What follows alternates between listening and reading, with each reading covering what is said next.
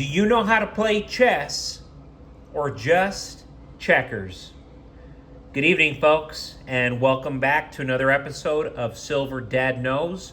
Remember, always live with no edits. If this is your first time here, hit that subscribe button now, as you're going to like what I'm about to say.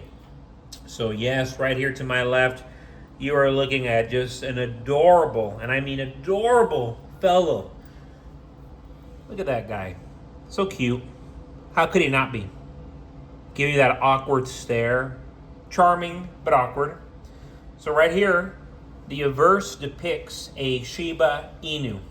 This Japanese working breed accidentally became the symbol for Dogecoin due to the joke that started the cryptocurrency in the first place. The developers of Dogecoin found the Doge meme circling the web in 2013.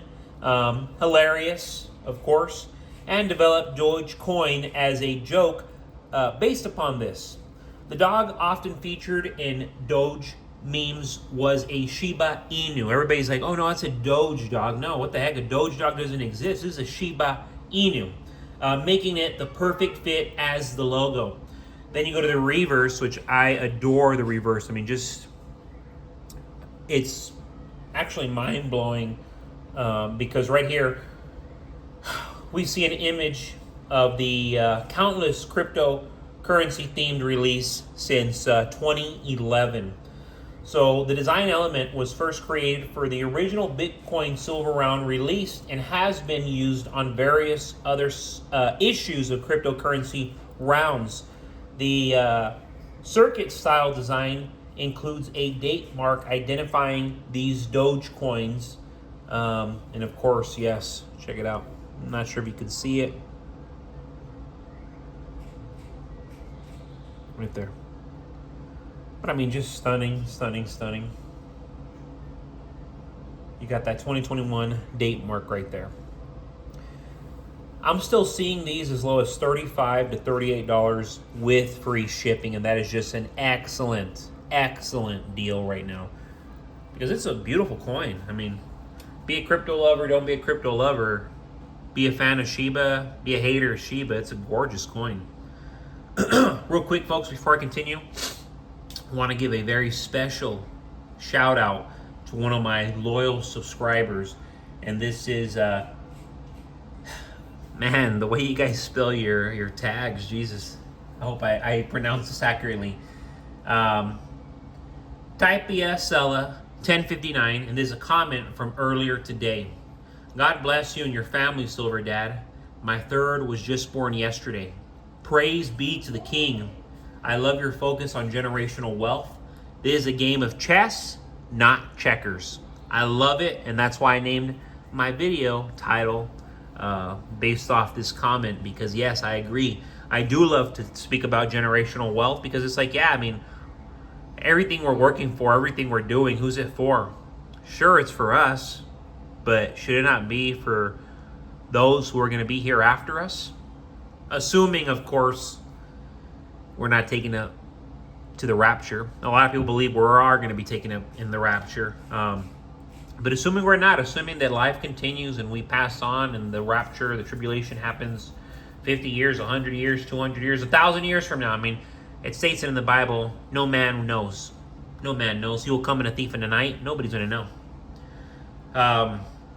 But more notably, folks, I do want to get on a serious topic because it involves where I work.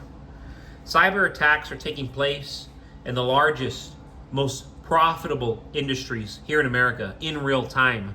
Already since Tuesday, for example, one entire week, my business, along with 15,000 other stores, have not been able to function fully. We're not getting paid, and it's almost redundant to even be at work right now. And this is just a tiny cyber attack in comparison to what's to come to America as a whole. In truth, they've been warning us for over 2 years now. At this point, it can happen any day. A couple months ago, our FBI director warned that China posed a massive risk to U.S. economic security, as the U.S.'s infrastructure is a prime target of theirs. China has been openly saying that their plan is to land low blows on civilian infrastructure to induce panic and break America's will to resist. China wants to cease economic development in areas most critical to tomorrow's economy. Even if doing so requires theft, they'll go to the fullest extents. The Chinese government has attempted numerous times to seize intellectual property, technology, research from every industry here in the U.S. economy. This is not a joke, folks. This is real. Cyber attacks have been... This is going to disturb you. Cyber attacks have more than doubled since 2020. The risk of extreme losses from cyber incidences is increasing. Such losses can potentially cause funding problems for companies, even as it jeopardizes our solvency. Companies are already having funding problems as my business and even my father's business is under attack. We are both car dealers and work in different cities and are facing the same challenge. Meanwhile, banks are pulling back as $2 trillion held by organizations must be financed over the next 22 months. If they can't refinance, most of these companies will go under. Major media outlets, along with the White House, have been warning we could see a major cyber attack, massive, life-changing cyber attack. It's sketchy that they're telling us this because it's all part of the rug pull of our economy and the biggest wealth transfer that we're ever going to see. Inflation is out of control and the average household now spends over $1,000 a month in comparison to just 3 years ago. What was seen in Venezuela and other countries that were once great and later fell seems to be taking place here in America. It's disturbing how much we're sending everywhere and how much we're printing into existence. People are being forced into a tough spot. They're downsizing their homes and they're getting priced out of their houses as well due to taxes and insurance going up. It's a domino effect that's extending this recession, and some believe will plunge us into a depression. Repossessions are at an all-time high and foreclosures are picking up along with credit card delinquencies, defaults. Countries no longer want to be exposed to the US dollar. That's why they're buying gold and silver as they sell off their US treasuries. And before I forget, how could I forget? Gorgeous, very unique, very rare. Let me get it close up so you can actually see it. Right here I have a 1935 Mercury dime. These 90% silver Mercury dimes of 1916 through 1945 were part of a major redesign of silver coins.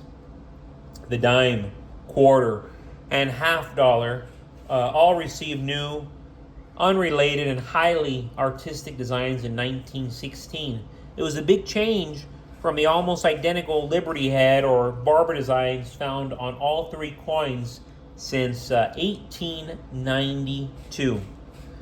By 1935, the American economy was in recovery mode, and this reflected in the high mintage of dimes at the Philadelphia Mint.